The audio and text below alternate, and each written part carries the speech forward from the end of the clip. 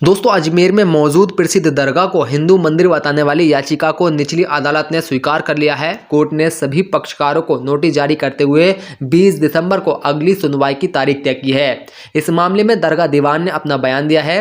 राजस्थान के अजमेर में स्थित ख्वाजा मोइनुद्दीन हसन चिश्ती की दरगाह को हिंदू मंदिर बताने वाली याचिका को निचली अदालत ने बुधवार को सुनवाई के लिए मंजूर कर लिया है। कोर्ट ने सभी पक्षकारों को नोटिस जारी किया है और सुनवाई के लिए 20 दिसंबर की तारीख तय की है। हिंदू सेना के राष्ट्रीय अध्यक्ष विष्णु गुप्ता ने सिविल न्यायाधीश के समक्ष बात पेश किया है, जिसमें उन्होंने अजमेर दरगाह में संकट मोचन महादेव मंदिर होने का दावा किया है। इस मामले पर अब दरगाह दीवान के उत्तराधिकारी सैयद नसीरुद्दीन चिश्ती का बयान सामने आया है।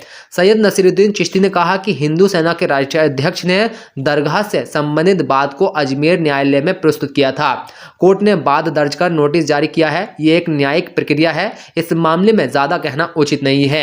न्याय प्रक्रिया पर हम लोग नजर लगाए हुए हैं। हम अपने वकीलों से राय ले रहे हैं। हम वकीलों से आगे की प्रक्रिया की राय ले रहे हैं। जैसे ही हमें एक्सपर्ट ओपिनियन मिलेगा उसके अनुसार हम आगे की कानूनी कार्रवाई करेंगे। हमें मालूम हुआ है कि वादी ने दरगाह कमेटी, भारतीय पुरातत्व सर्वेक्षण और अल्पसंख्यक मंत्रालय को पक्षकार बनाया है। गरीब नवाज के किसी वंशज को पक्षकार नहीं बनाया है।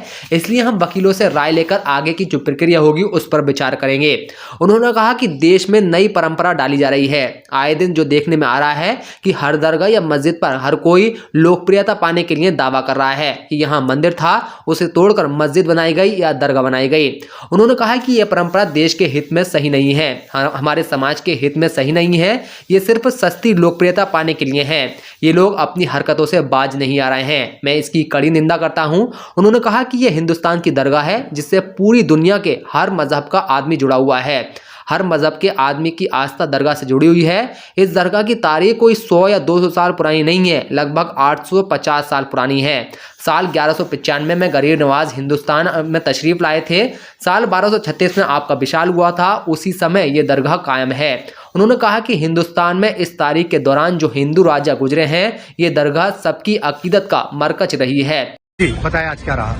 आज कोर्ट ने सभी पक्ष हमारे सुने हैं, मजबूती से हमारी बात सुनी है और संकट मोचन महादेव मंदिर अजमेर दरगाह इस विषय पे 2 महीने पहले सूट फाइल हुआ था। किसी कारण वो सुनवाई पे नहीं आ पाए, कुछ ना कुछ कमियां हैं। सारी कमियां पूरी हो गई। माननीय अदालत ने 2 दिन से लगातार हमारी सुनवाई हो रही, कुछ कमी थी वो सब दूर हो गई है और आज फिर दिन में बड़ी लंबी सुनवाई हुई। माननीय जज साहब ने सारी बातें हमसे पूछी जो हमने अपनी याचिका में लिखा है कि क्या साक्ष्य आपने पेश किए, आपने क्या इस विषय पे रिसर्च किया है, हमने वो बताया और कैसे कैसे क्या क्या है, क्या क्या पेश किया है, वो सब कुछ हमने सारी बातें माननीय अदालत को बताई है। माननीय अदालत हमारी बात से संतुष्ट हुई और अदालत ने 4 बजे शाम को ऑर्डर के लिए रखा था। हमने ऑर्डर पता किया है, ऑर्डर हमारे पक्ष में आया, हमारी याचिका स्वीकार की गई है। सभी जो पक्ष हैं उनको नोटिस किया गया है। जिन पक्षों को नोटिस किया गया, एक अल्पसंख्यक मंत्रालय, आर्कोलॉजी सर्वे और दरगाह कमेटी अजमेर, इन तीनों पक्षों को नोटिस कोर्ट द्वारा जारी हो जाएंगे, ऑर्डर कर दिए हैं। अब इसमें अगली तारीख है 20/12/2024। आज मीडिया के माध्यम से हमें मालूम हुआ है कि हिंदू सेना के राष्ट्रीय अध्यक्ष ने जो दरगाह से संबंधित विवाद, एक सिविल विवाद अजमेर न्यायालय में प्रस्तुत किया था, उस पर माननीय न्यायालय ने उसको एक्सेप्ट करते हुए सुनवाई हेतु निहित किया है और संबंधित पक्षकारों को नोटिस जारी किए गए हैं। इसमें यह भी मालूम हुआ कि संबंधित पक्षकार जो बनाया, उन्होंने एक दरगाह कमेटी को बनाया है जो यहाँ की स्टैच्यूटरी बॉडी, मैनेजमेंट बॉडी दरगाह की। आर्कोलॉजिकल सर्वे ऑफ इंडिया को बनाया गया है और मिनिस्ट्री ऑफ माइनॉरिटी अफेयर्स को बनाया गया है। नई परिपाटी देश में पैदा कर दी गई है, बनाई जा रही है कि आए दिन देखने में आ रहा है कि कभी किसी मस्जिद पे मंदिर का क्लेम किया जा रहा है, कभी किसी दरगाह पे मंदिर का क्लेम किया जा रहा है। ये हमारे समाज के हित में नहीं है, देश के, ये हमारे देश के हित में नहीं है। आज भारत ग्लोबल शक्ति बनने जा रहा है। हम कब तक मंदिर और मस्जिद के विवाद में उलझे रहेंगे? हम हमारे आने वाली जनरेशन को क्या मंदिर और मस्जिद के विवाद देके जाएंगे? ये जो चीप पब्लिसिटी पाने के चक्कर में, ये जो जल्दबाजी में गैर जिम्मेदाराना कदम उठाए थे लोग बाग और ऐसी हरकतें करते हैं जिससे लाखों करोड़ों लोगों की आस्था को ठेस पहुंचती है। जहां तक अजमेर दरगाह का सवाल है, अजमेर दरगाह से हिंदुस्तान ही नहीं, पूरी दुनिया का मुसलमान, हिंदू, सिख, ईसाई सब जुड़े हुए हैं। सबकी आस्था इस दरगाह से जुड़ी हुई है। अजमेर का इतिहास 850 साल का इतिहास है। ख्वाजा साहब, ख्वाजा मोइनुद्दीन चिश्ती रहमतुल्लाह अलैह जो आले नबी औलाद अली हैं, वो 1135 में हिंदुस्तान में 1195 में हिंदुस्तान में तशरीफ लाए और 1236 में आपका विसाल हुआ।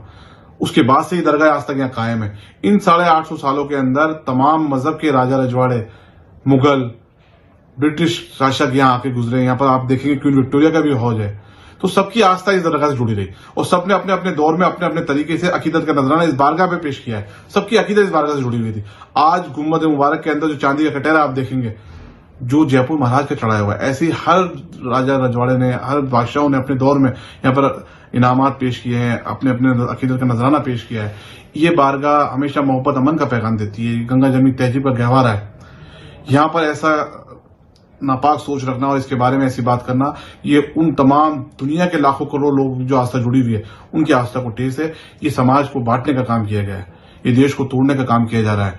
मैं हाल ही में जो घटना हुई है अभी रिसेंटली आप देखें संभल के अंदर, मैं उसकी भी सख्त अल्फाज में मजम्मत करता हूँ। 4-5 बच्चे वहां शहीद हुए। आखिर कब तक ऐसी नींद में सूट के लोग आ जाते हैं और आए दिन नए नए क्लेम करते हैं। मैं भारत सरकार से अपील करता हूं कि इस मामले में इंटरवेन करें और क्या तो नया कानून लाया जाए या कोई गाइडलाइन जारी की जाए कि इस तरीके के धार्मिक स्थलों पे किसी प्रकार की उंगली न उठे और ना ही इनके नेचर को चेंज करने की बात की जाए और ना ही इस पे सवालात किए जाए।